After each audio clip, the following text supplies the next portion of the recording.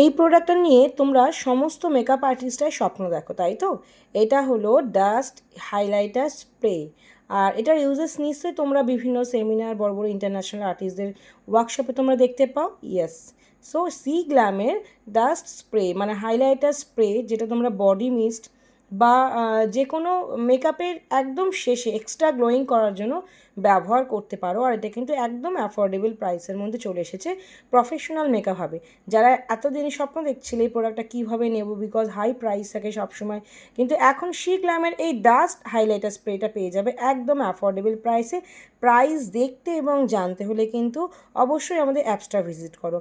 আবারও বলছি, এটাও শি গ্ল্যামের go go go highlighter and body mist.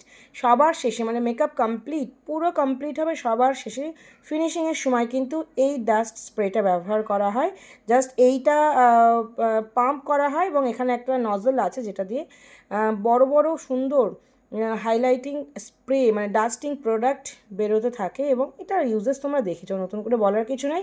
Price only 1999। প্রাইসটা আমি এখানে বলেই দিলাম। নাও তো চলো, যাদের প্রয়োজন তারা কিন্তু চটপট বুকিং করে। এসব প্রোডাক্ট লিমিটেড স্টক হয়, আর লিমিটেড এডিশন মানেই বুঝতে পারছো এগুলো খুবই মানে প্রয়োজনীয় এবং ভীষণই এফেক্টিভ।